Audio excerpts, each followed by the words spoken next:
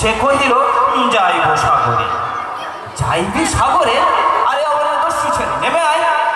পুনরায় দৃঢ় চক্ষু মেলে সে কহিল দুটি কথা, যাইব সাগরে।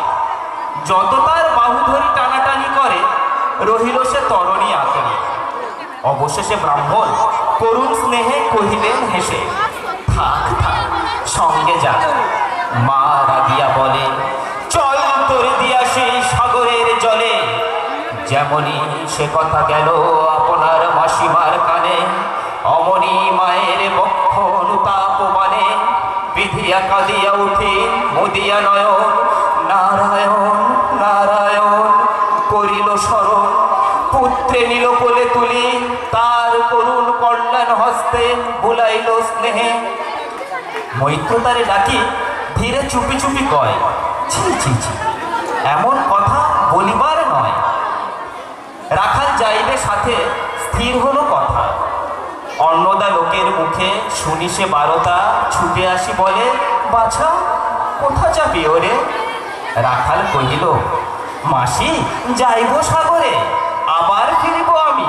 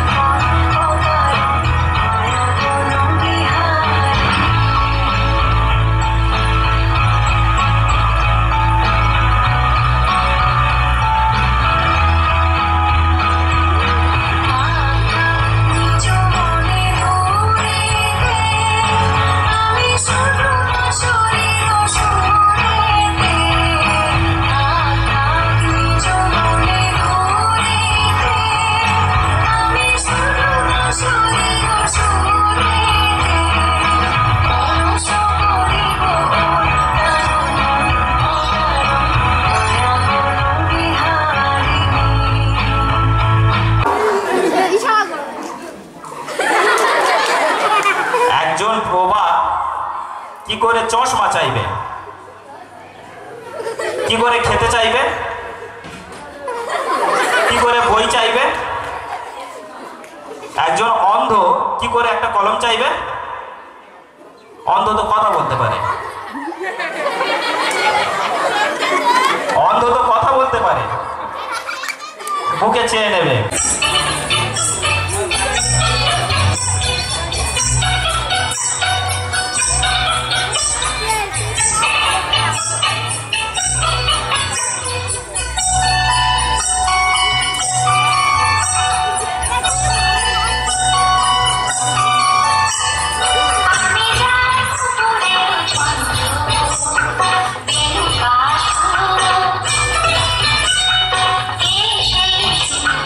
Yeah.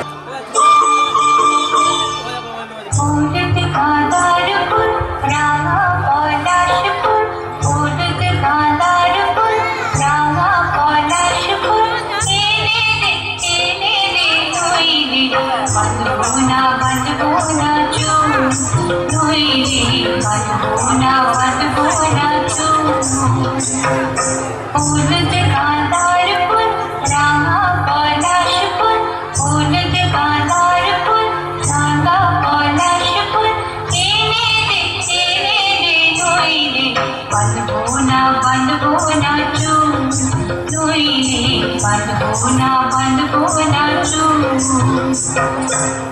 লড়াই খ্যাপা ওই আমাদের পাগলা জগায় নিত্যি হেতায় আসে আপন মনে গুনগুনিয়ে মুচকি হাসি হাসে চলতে গিয়ে হঠাৎ যেন ধমক লেগে থামে ধড়াক করে লাফ দিয়ে যায় ডাইনে থেকে বামে ভীষণ লোকে হাত গুটিয়ে সামনে নিয়ে কোঁচা এই বলে ক্যাপার মতো শূন্যে মনে খোঁচা চেঁচিয়ে বলে হাত পেটেছ জগাই চুলকে খানিক মাথা পকেট থেকে বার করে তার হিসেব লেখার খাতা লিখলে তাতে শোনে জগাই ভীষণ লড়াই হলো 5 বেটাকে খতম করে জগাই দাদা বলো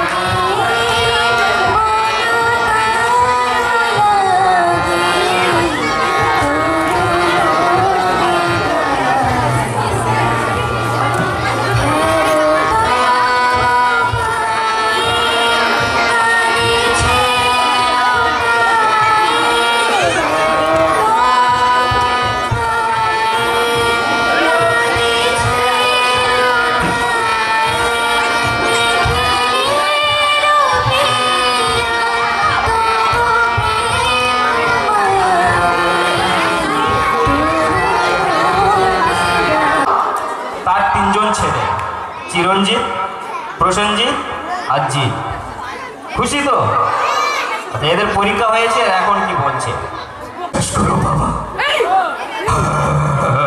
আমি পরীক্ষায় ফেল করিনি আমি একটা অঙ্ক জিজ্ঞেস করেছিলাম পরীক্ষা হলে কেউ বলে দেয়নি বাবা কেউ দেয়নি একটা অঙ্ক যদি আমাকে বলে দিত আজ আমি এখানে পাশ করে আসতাম বাবা আজ আমি এখানে পাশ করে আসতাম এবার পর্দা চিরঞ্জিত কি বলছে আমি জানেন ভাই জানেন আমার ভাই কখনো ফেল করতে পারে না আমার ভাই দারুণ পরীক্ষা দিয়েছে ওকে যদি ক্লাসে স্যার একটু পরীক্ষা করে দিত আজ আমার ভাই দারুণ পরীক্ষা দিয়েছে তো ছোট ভাই জিৎ বলছে ও বাবা বাবা তুই বিশ্বাস করে বাবা আমি ফেল করিনি বাবা ক্লাসের স্যার আমাকে খুলে দেয়নি একটা অঙ্ক যদি বলছি তো বাবা আজ আমি পাস করে যেতাম বাবা ও বাবা তুমি কথা বলো না বাবা বাবা বিশ্বাস করে আমি ফেল করিনি বাবা ও বাবা এবারে বাবা কি বলছে ভিক্ষা ব্যানার্জি বাবা কে বাবা আর বাবা কোন সম্পর্কে জোরে তুমি আমাকে বাবা বলে ডাকছো মা তোমার সঙ্গে আমার কোনোদিনও তোমার সম্পর্কে ছিল না আর হবেও না আমাদের পরিবারে আজও পর্যন্ত কেউ ফেল করেনি আর তুমি ফেল করে এসে বাবা বলছো না তোমার সঙ্গে আমার কোনোদিন কোনো সম্পর্ক থাকেনি আর হবেও না कौन का वक्त बर्दाश्त करने को लिए पीता है अरे हम तो पीते हैं कि यहाँ पर बैठ सके तुम्हें देख सके तुम्हें बर्दाश्त कर सके बेहोश हो सके पलों को भुला सके लेकिन चंद्र को क्यों एक पलों की यादें जो हमें होश में खोने नहीं देते क्यों क्यों इतने पीने के बाद भी उसका याद हमेशा आती रहती है क्यों क्यों अबे याद तो हमें भी आता है लेकिन क्या करे किस्मत में तो जगह लिखा नहीं जाता है धन्यवाद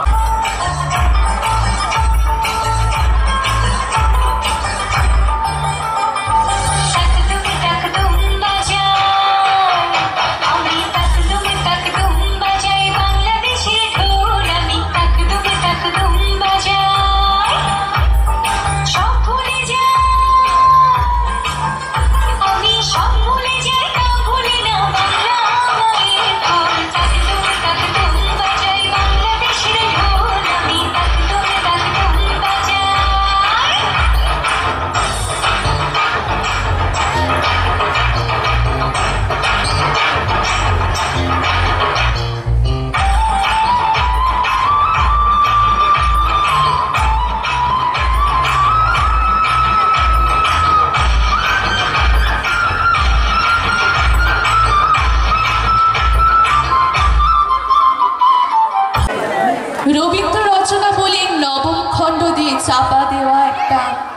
সুইসাইড নোট।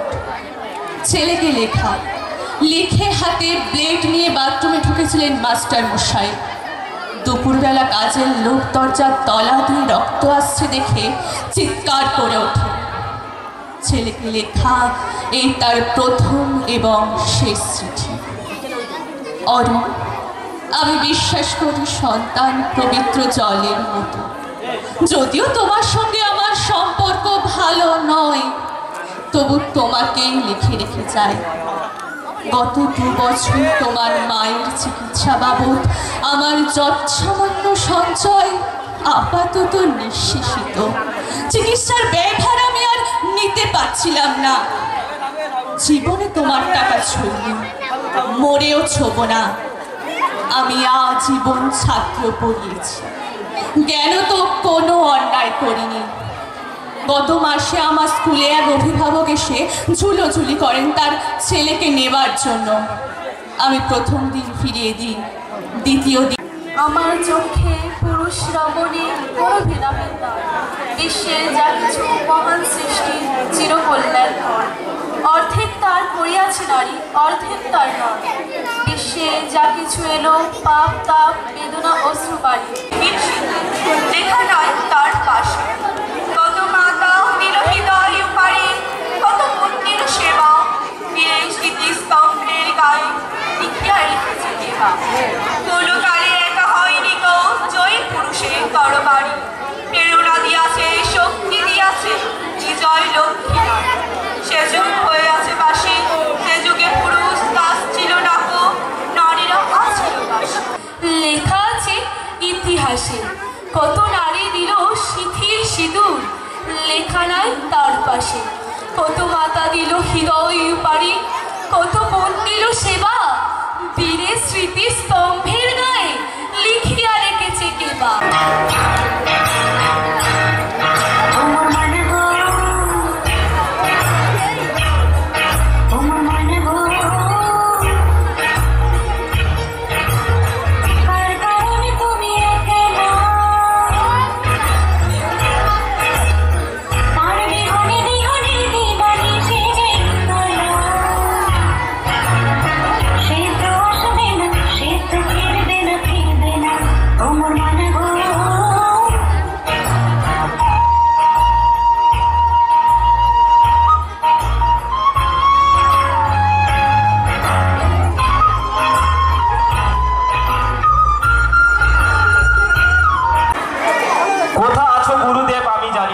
তোর গুরুদেব কোথায় আছে তুই খোঁজ। এক কাজ কর, পেপারে বিজ্ঞাপন দিয়ে দে, যে খুঁজে বের করতে পারবে 101 টাকা নগদ। গোল প্রিন্টের শাড়ি পরে গড়িয়া হাটের মোড়ে আসতে পারি ঠিক সন্ধ্যা 6টায়। ট্রাফিক জ্যাম তো হতে পারে, ট্রেন বন্ধ হয়ে যেতে পারে, ট্রেন লেট হতে পারে, 7টা তো বাজতে পারে, 6টা বলার কি দরকার। চোখে ঘুম ঘুম আসে না, কেন ঘুম আসে না আমি জানি না। ডাক্তার দেখা। ইনসোমনিয়া হয়েছে, অনেকটা রোগ, ডাক্তার দেখা। ঠান্ডা জাতীয় খাবার খা, দেখবি সন্ধ্যাবেলা ঘুমিয়ে যাচ্ছি। বোঝে না, সে তো আজও বোঝে না। কেউ একবারে বোঝে, কেউ 10 বারে বোঝে। ভালো করে বোঝা, ঠিক বুঝবি। এই পৃথিবী তোমার আমার, লোকের 2 কাটা জায়গা কিন্তু ঢপ সরে যাচ্ছে, ও এত বড় পৃথিবী সব তোমার আমার। এখন করে আবার আরেকটা গান উঠেছে, আগার তুমি কুছ হো যায় তো मैं দুনিয়া জ্বালা दूंगा। দুনিয়াটা কি ঘরের কেনা? আমরা কি করলাম ভাই, আমাদের কেন জ্বালাতে যাবি? सूरज हुआ मध्यम, চাঁদ ঢালনে লাগা, मैं ठहरी रही जमी हिलने लगा। আরে ওসব কিছু নয়, ভূমিকম্প হচ্ছে, ওখান থেকে পালা। এর বেশি বলতে পারবো না, কেন বলো তো, এরপরে সিঙ্গার রয়েছে আমাদের।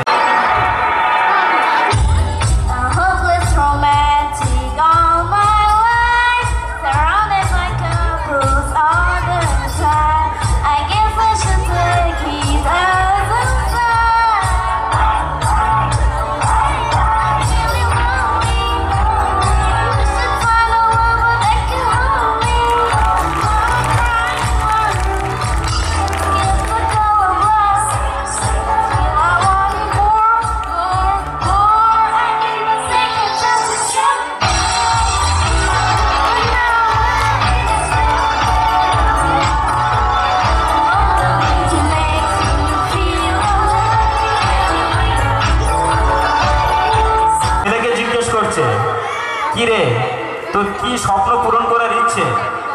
বলে বাবা ঘুমই ঠিকঠাক পূরণ হচ্ছে না আর স্বপ্ন। প্রসূন স্যার ছেলেকে জিজ্ঞেস করছে, কি রে তুই বড় হয়ে কি হবি? বলে বাবা তুমি যা খাওয়া দাওয়া দিচ্ছ বড় হব বলে মনে হয় না। সুরজিৎ স্যারের ছেলে পরীক্ষা দিয়ে এসছে, জিজ্ঞেস করছে, কি রে পরীক্ষা কেমন দিলি? বলে বাবা ক্লাসটাকে খুব ভালোবেসে ফেলেছি, আগামী বছর ওই ক্লাসে আবার থাকতে চাই। হেমর দুর্ভাগা দেশ, রবীন্দ্রনাথ ঠাকুর। হেমর দুর্ভাগা দেশ, যাদের করেছ অপমান, অপমানে হতে হবে তাহাদের সবার সমান। মানুষের অধিকারে বঞ্চিত করেছ যারে, সম্মুখে দাঁড়ায় রেখে তবু কোলে দাও না স্থান। অপমানে হতে হবে তাহাদের সবার সমান। তোমার আসন হতে যেথায় তাদের দিলে ঠেলে, সেথায় শক্তিরে তব নির্বাসন দিলে অবহেলে। চরণে দলিত হয়ে ধুলাই সে চাই বয়ে, সেই নিম্নে নেমে এসো, নহিলে নাহিরে পরিত্রাণ। অপমানে হতে হবে আজি তোরে সবার সমান। যারে তুমি নিচে ফেলো সে তোমারে বাঁধি বেঁধে নিচ্ছে, পশ্চাতে রেখেছো যারে সে তোমারে পশ্চাতে টানছে। অজ্ঞানের অন্ধকারে আড়ালে ঢাকিছো যারে, তোমারে মঙ্গল ঢাকি করেছে সে ঘোর ব্যবধান। অপমানে হতে হবে তাহাদের সবার সমান। নমস্কার।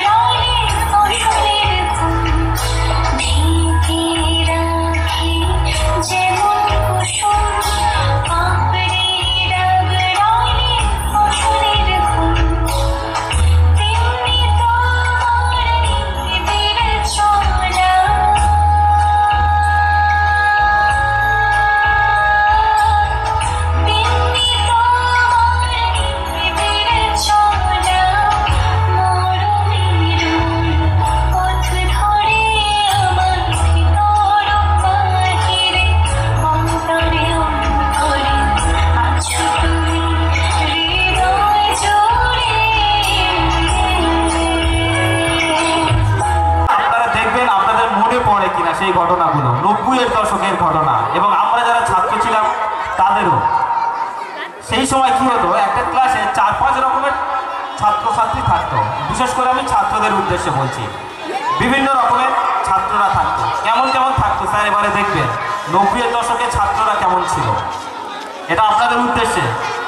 আচ্ছা, স্যার ক্লাসে গেলেন, গিয়ে এই বলতো আলেকজান্ডার কবে ভারতে এসেছিল? এটা কারা? ফার্স্ট বেঞ্চের ছেলেরা। প্রশ্ন শেষ করতে দেবে না, তার আগে হাত তুলে বসে থাকবে। এইবারে ফার্স্ট বেঞ্চের পরে যখন তৃতীয় চতুর্থ বেঞ্চের ছেলেরা, যারা জানে পারবো না আর স্যারেরা জানে এই কটা নালায়ক ছাত্র আছে, এদেরকে আজকে খেলাবো, এদের ধরবো। এইবারে ধরছে পরের বেঞ্চে, তুই বল আলেকজান্ডার কবে ভারতে আসে? ও উঠতে টাইম নেবে 10 সেকেন্ড।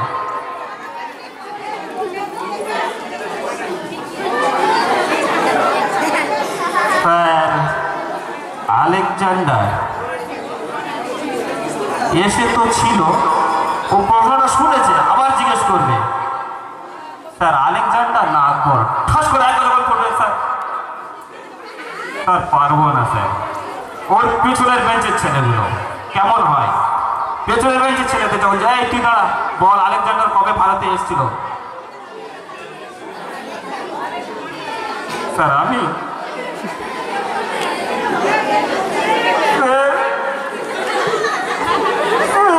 কি হলো, কাঁদছিস কেন? কি হয়েছে? পেট যন্ত্রণা করছে। তোর এতক্ষণ পেট যন্ত্রণা করেনি, পা ধরলাম পেট যন্ত্রণা করছে। না স্যার সকাল থেকে করছে। পানি বলতে পেট যন্ত্রণা হচ্ছে।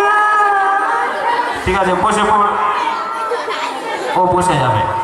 ঠিক তার পরের বেঞ্চের ছেলেগুলো, ওরা একদম ফাটাফাটি, ওরা কোনো টাইম নেবে না, সিধে বাদ, নো বকবাস। এই তুই দাঁড়াতো, বল আলেকজান্ডার কবে এসেছিল? ও উঠে চলে আসবে।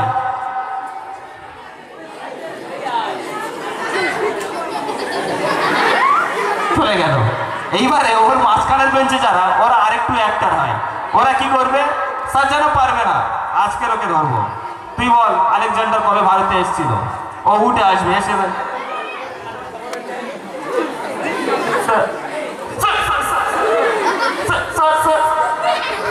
তো সেই বাচ্চাগুলো এখন আর দেখা যায় না, কারণ আমাদের হাত থেকে বেদটা চলে গিয়েছে, তার জন্য।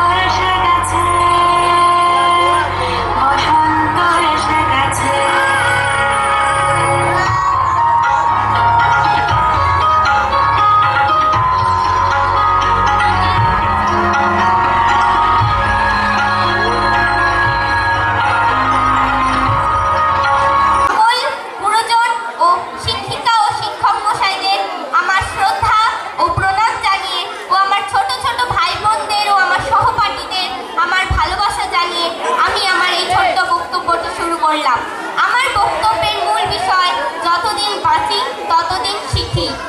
শিক্ষা আনে চেতনা, এই কথা আমরা মোটামুটি সকলেই বলতে পারি।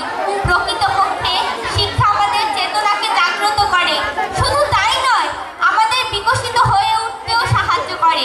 আনন্দের বিষয় এই যে এই বক্তৃতার বিষয়ে আমাদের শিক্ষিকা ও শিক্ষক মশাইরা শিক্ষা শব্দটি ব্যবহার না করে বরং শিক্ষা শব্দটি ব্যবহার করেছেন। আমরা নিশ্চয়ই সকলেই জানি যে শিক্ষা শব্দটির যে নির্দিষ্ট অর্থ নির্মিত হয়, সেই অর্থের থেকেও অনেক ব্যাপক অর্থে শিক্ষা শব্দটি ব্যবহৃত হয়।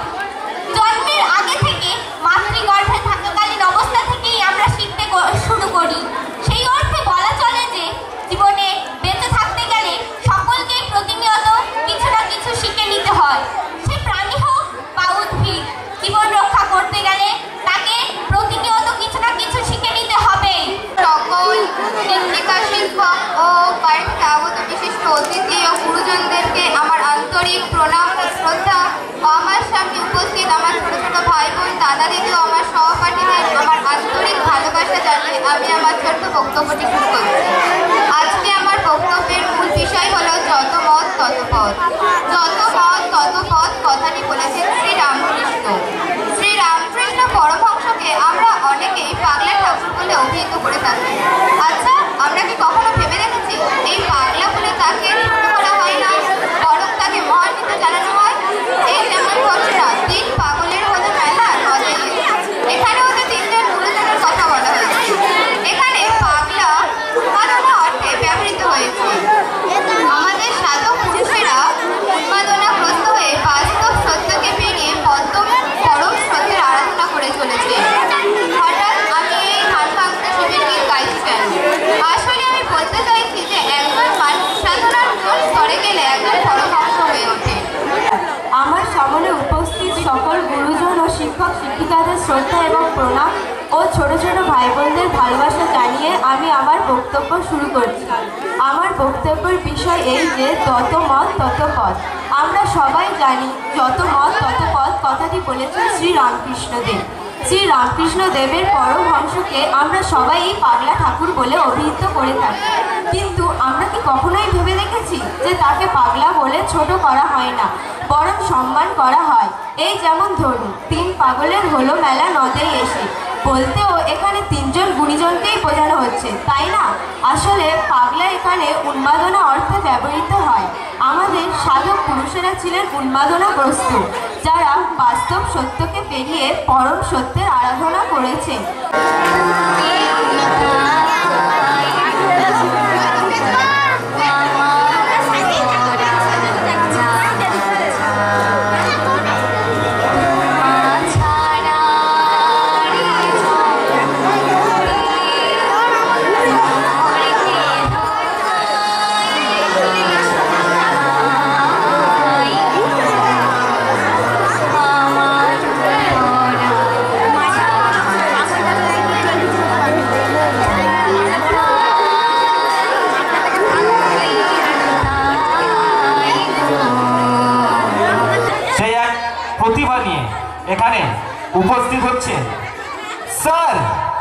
সুরজিৎ মন্ডল। রাঙামাটির পথের ধারে তোমায় দেখেছি,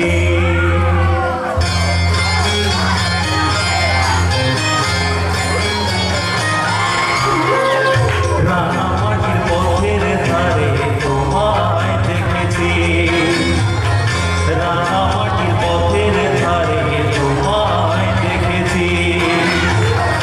কত মনে মনে নদীর ধারে, কত মনে মনে নদীর ধারে তোমাকে দেখেছি, মনে মনে আমি তোমার ছবি লিখেছি। রাঙামাটির পথের ধারে তোমায় দেখেছি।